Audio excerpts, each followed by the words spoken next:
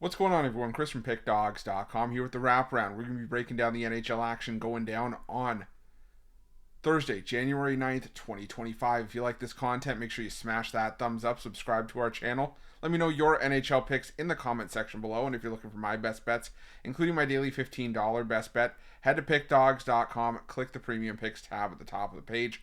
Got a fair bit of action on Thursday's card. Got some college hoops. I got my $15 college hoops play of the day. Also got a college hoops 3-pack. And I'm going to have an NHL 3-pack on the board as well. Also have a couple bonus plays in there for long-term subscribers, so make sure that you check that out. But we're here to talk about a 10-game NHL card. Not the fanciest card, but I tell you, there are some spots I do like on here. We're going to go over it. We're going to try to make some money. Yesterday's wraparound didn't go that well. We did hit the Panthers, but unfortunately, a couple of our puck lines didn't come through and one lost outright. But that's okay. These days are going to happen. You got to take the good with the bad, and I'm ready to get back to it. You guys know the drill. You ready? I'm ready. Let's get into it.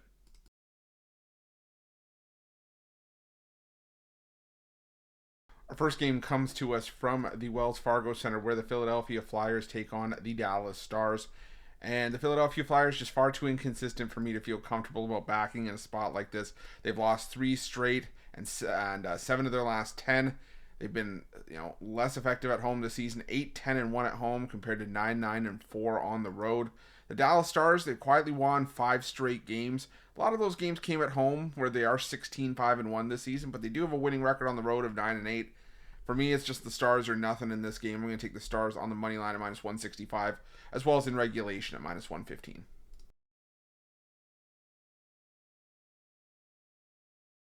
Now we head to the PPG Paints Arena, where the Pittsburgh Penguins take on the Edmonton Oilers. And, there are going to be, I think, a couple home dogs that come through today. The problem is I don't think that the Pittsburgh Penguins are one of them. The Penguins now have lost 4 games in a row. Now, granted, the last 3 have all needed extra time. They've all gone to either a shootout or OT. And while some people will be like, oh, well, that means they're playing some close games. Yes, but when you play 3 straight in a row, that's got to have some effect on your legs here. And, the Edmonton Oilers are a team that you can't afford to have, any sluggish performances against. They've been great home and away.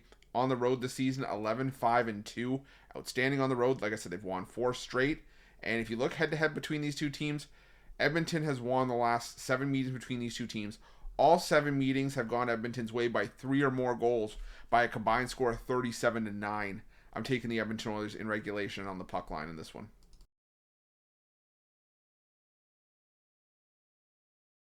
Now we're going to the Amalie Arena, where the Tampa Bay Lightning take on the Boston Bruins. And the Boston Bruins, just when I'm ready to give them the benefit of the doubt, every single time they come out flat and they fall apart. Now they've lost 5 straight games. They've scored 1 goal or less in 3 of those 5. They just got shut out by the Edmonton Oilers.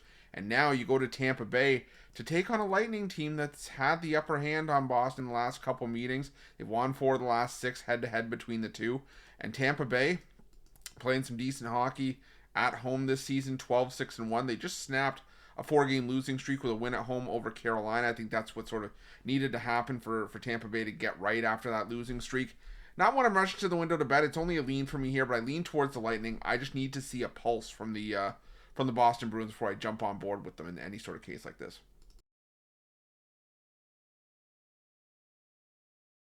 Now we head to the Canadian Tire Center, where the Ottawa Senators take on the Buffalo Sabres. And, again, a game where I was trying to get on board with the underdog. I keep looking for value, trying to find underdog spots as of late, but this is just one where it wasn't coming to me. I know, the Buffalo Sabres have been able to win games a little bit more frequently than the Ottawa Senators have right now, but I'll tell you, the Buffalo Sabres just not playing well right now. They're 7-11-2 on the road.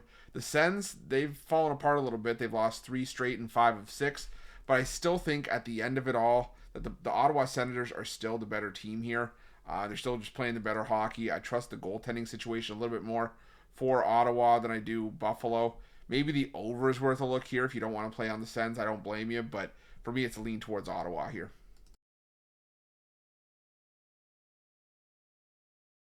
Now we head to the Nationwide Arena, where the Columbus Blue Jackets take on the Seattle Kraken.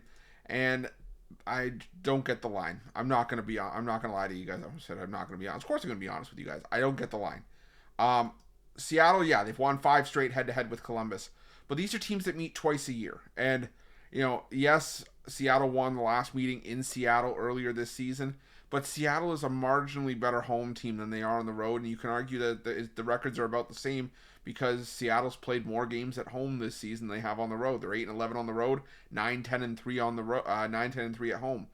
Columbus, on the other hand, this is a Columbus team that struggles on the road, so that makes sense why they lost in Seattle. They're just 5-12-3, so they basically have a 25% win percentage on the road. But at home this season, the Columbus Blue Jackets 13-5-3. No team has made you more money this season than the Columbus Blue Jackets at home. They are a very profitable home team, and it's because of mispriced lines like these that don't make sense. I'm going to take the Columbus Blue Jackets on the money line at minus 105.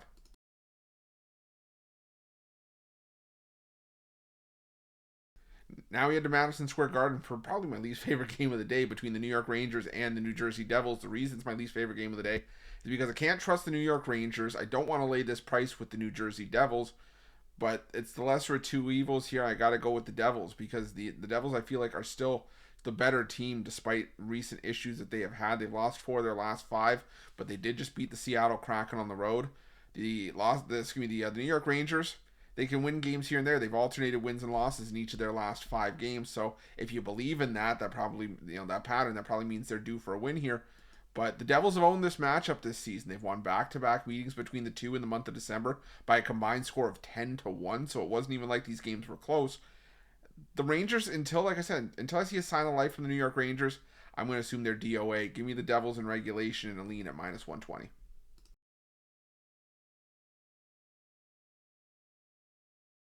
Now we head to the Lenovo Center where the Carolina Hurricanes take on the Toronto Maple Leafs. And I get why Carolina would be favored at home. This is a Carolina team that's hitting at 75% at home this season. They're 15-5 on home ice.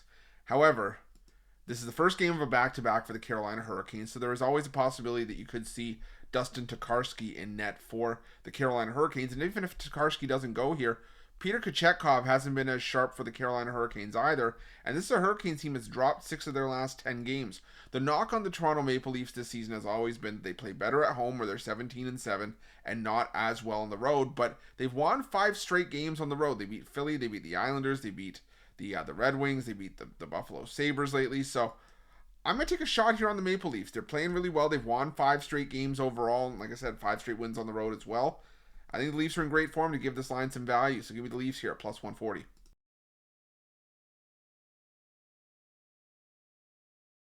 Now we head to the Nationwide Arena where the St. Louis Blues take on the Anaheim Ducks.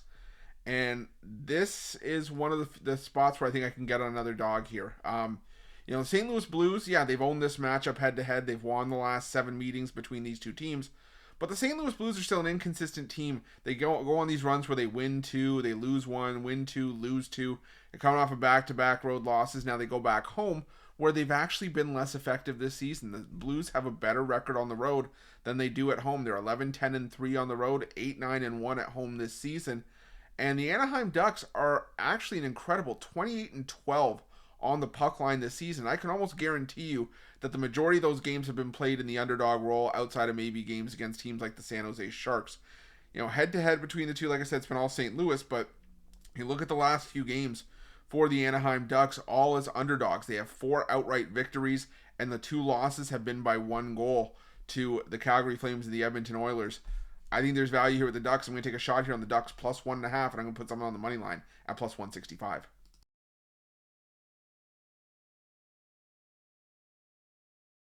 Now we head to the XL Energy Center where the Colorado Avalanche pay a visit to the Minnesota Wild. And I wanted to get there with the Colorado Avalanche, but I was burned by the Colorado Avalanche against the Blackhawks on Wednesday. I just can't get there. The Colorado Avalanche, yeah, they're playing some decent hockey right now. They've won 7 of their last 9 games, but they started Trent Miner. Now they're going to start Mackenzie Blackwood, who has been playing very well between the pipes for Colorado. But the thing for me is I wonder if Blackwood is due to regress a little bit. He's playing a little bit above his pay grade. The Minnesota Wild have a great goaltending duo in Philip Gustafsson and Marc-Andre Fleury. They have been less effective at home this season, but all of a sudden we're catching plus money with a Wild team that's won 4 in a row and 6 of 7. I'm going to take a shot here on the Wild plus 115, catching the Avs on the back-to-back here. Our final game on Thursday's card takes us to the T-Mobile Arena where the Vegas Golden Knights take on the New York Islanders. I want to be able to get there with the Islanders, but I can't. The Islanders are far too inconsistent for me to back at the best of times. They run very hot and cold, very, very high and low. The Vegas Golden Knights, they're steady. They've won 9 of their last 10 games. The bulk of those have been by 2+ goals, and they're 17-4 at home this season. This was one of the more simpler caps on the board for me on Thursday's card. I'm going to take the Vegas Golden Knights on the puck line. You could even take them in regulation. It's still not a decent. It's not a bad price, but you're getting plus 140 on the puck line with the Vegas Golden Knights here, and that's where I want to be in this one to round things out.